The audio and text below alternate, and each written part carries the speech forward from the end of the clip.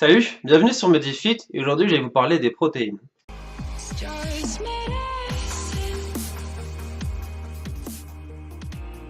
Alors, on va commencer par les bases. Qu'est-ce qu'une protéine? Une protéine est un ensemble d'acides aminés composé de plus de 100 acides aminés. Et en fonction de la composition de cette protéine en acides aminés, elle sera plus ou moins, entre guillemets, efficace, plus ou moins utile et plus ou moins acide. D'ailleurs, c'est l'acidité des protéines qui donne l'envie d'aller uriner. Petite information comme ça.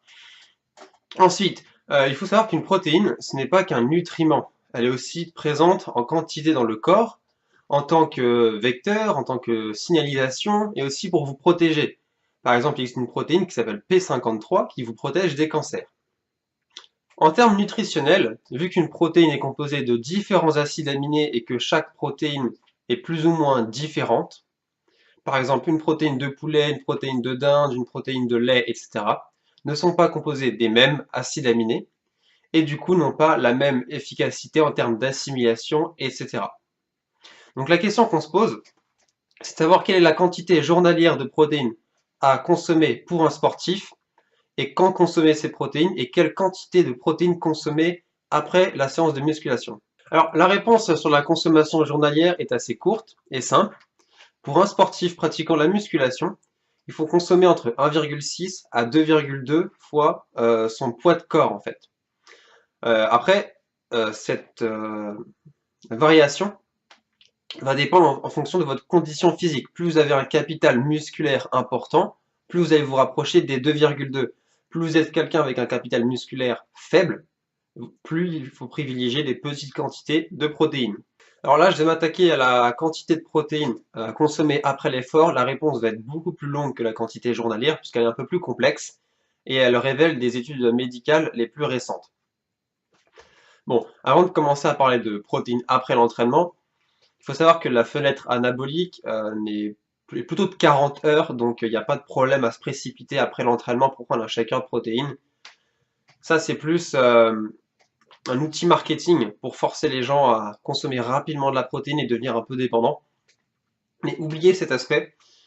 Le plus important, après un entraînement, c'est surtout de reformer ses ressources énergétiques et ses réserves énergétiques, en consommant par exemple une petite quantité de glucides, puisque le corps, sa fonction principale quand même, c'est de rester en vie, et non l'anabolisme musculaire. Il ne va pas construire du muscle avec rien. S'il est en déficit de calories, de glucides, etc., il ne va pas s'amuser à vouloir se mettre en anabolisme. Il va essayer de se protéger, de se préserver.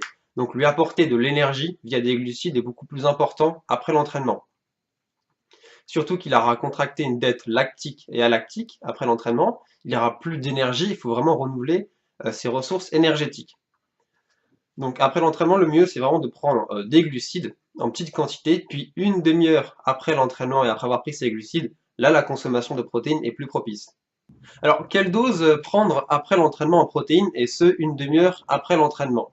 Alors les dernières études médicales disent ceci, que donc ils ont fait un test randomisé en double aveugle pour déterminer la quantité de protéines optimale à prendre après l'entraînement. Donc pour ceci, ils ont fait des examens sanguins en examinant le plasma et en faisant un amylogramme, et aussi en faisant des biopsies en cherchant un marqueur spécifique de l'anabolisme. Alors, le marqueur recherché était le P70 ribosomial S6 kinase, ou le S6K1, qui est un marqueur de l'anabolisme. Donc c'est le marqueur recherché lors de la biopsie, c'est-à-dire un prélèvement d'un tissu.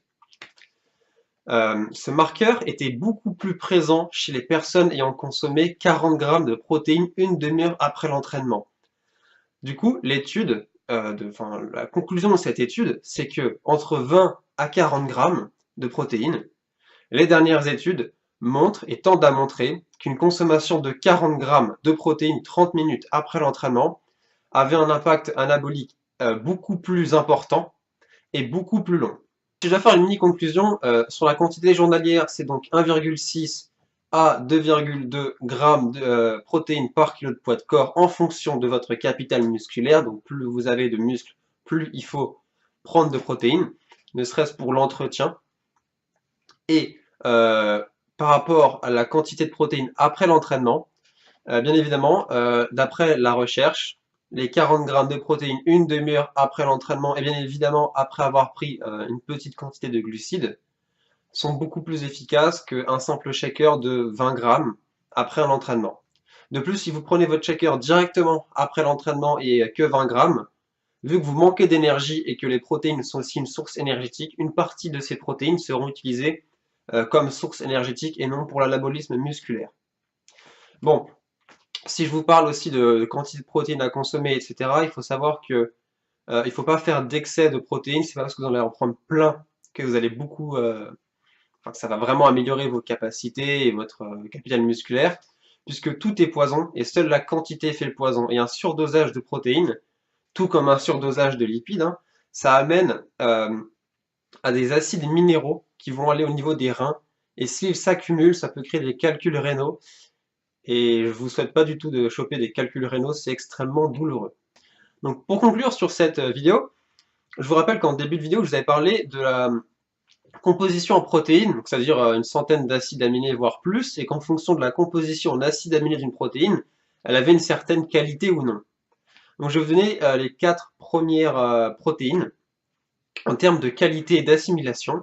Donc la toute première source, c'est la protéine porcine, donc la protéine de porc. Ensuite la whey, ensuite le poulet et ensuite les œufs. Donc voilà. Alors j'espère que cette vidéo vous a plu et vous a été utile. Et sur ce, portez-vous bien. Ah, et je voulais vous dire, abonnez-vous, la médecine c'est cool.